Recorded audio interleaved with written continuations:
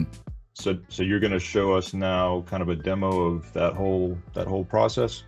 Yeah, so I've built just a virtual machine here that's going to be our end user machine, just Bob business owner, and got a couple things going on the screen here just to kind of show what's happening and how, right? So here we have a directory with some important business documents. This window here is doing what's called a ping, and so basically that's saying hello to a device on the internet. In this case, it's just saying hello to Google every second, and then Google saying hello back. It's basically how a lot of IT professionals demonstrate, hey, I'm able to communicate with the internet, is pinging, Google or CNN or insert website of your choice here. So what we're going to do is we are going to actually deploy some custom ransomware on this machine, show kind of what happens to these files, how fast it happens, and then how fast the ransomware Canary spots that and then isolates it, and kind of what that looks like all from the end user perspective. So just real quick for somebody that might not be familiar with it, the ping window in the bottom left is basically showing, as long as we're getting those kind of responses, then we know we're connected to right, yeah. So as long as we continue to see replies here, we're connected to the internet. Yep. So we'll go ahead and fire off the ransomware, and so this would be what the attacker would see. There's no visible indicator that you're being encrypted. So this is just what the attacker would see, is meant to be kind of a visual indicator to show what's happening. Do we have a name for the scary guy? Just fake ransomware. I haven't named the little logo there. So basically it's starting encrypting the files. So these are the files that it's going to be encrypting here. And what we'll see is it's encrypted the files and created duplicates of all of them. Okay. And what they'll do is... So when you say encrypted, can you expand a little bit more on that? People have probably all heard the term, I'm sure, but what's actually happening?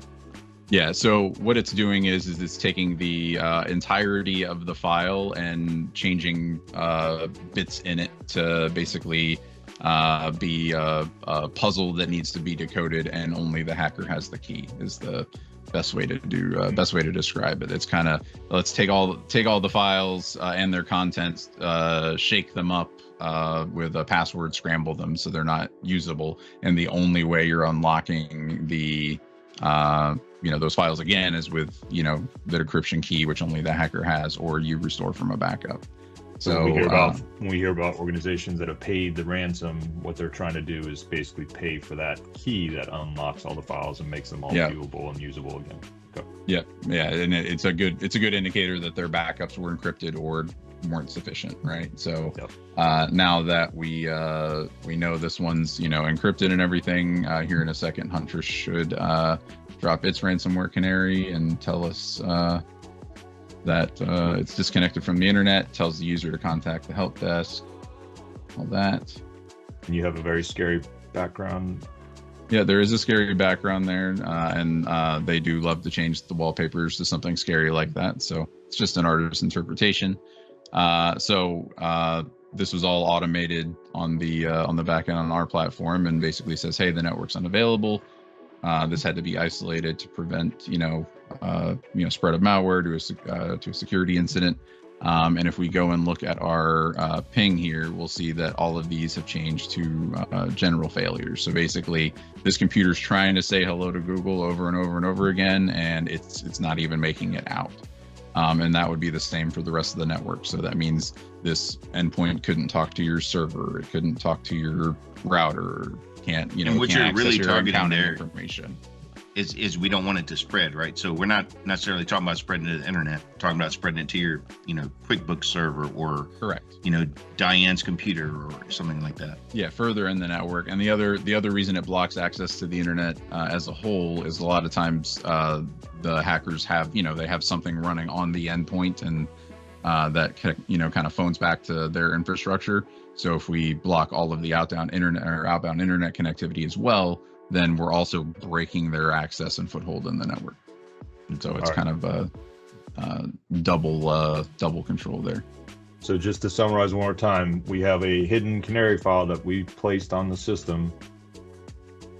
It gets encrypted, and then basically is picked up by the security platform and that is alerted that we've got a problem, and we basically isolate and lock down the machine. That's the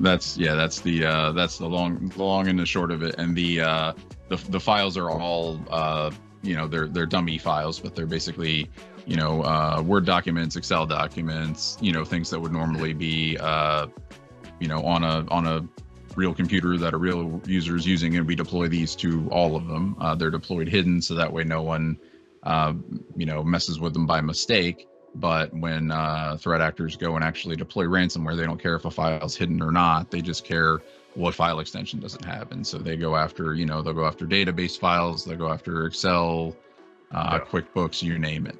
And so these are basically guaranteed to get hit, and they're going to get hit early enough on in the process where it actually makes a pretty good difference in terms of the amount of damage they're able to pull off. So Curtis, if I have the Canary in the coal mine set up, I should be good, right? Don't need any other type of security, don't need any type of no, the Canary in the coal mine, that's more like airbags, right? So you've already had an accident. The airbags are just limiting the damage. We want to stop it before you get to that level. Obviously, it's important because it can stop the damage from spreading. And we love the Canary in the coal mine thing, but realistically, we talked about it in our first video, defense in depth, and we probably, have already had multiple layers of failure if this happens. Doesn't negate the need for it. It's an important tool, but all the things above it is what we really want to focus on. We want to stop Bob from getting that script that he clicked on, and we'll go through that, I think, in the next video. Yep. So that's a good segue. On the next video, we'll be going in depth about defense in depth, or something like that. Yeah. We'll see that.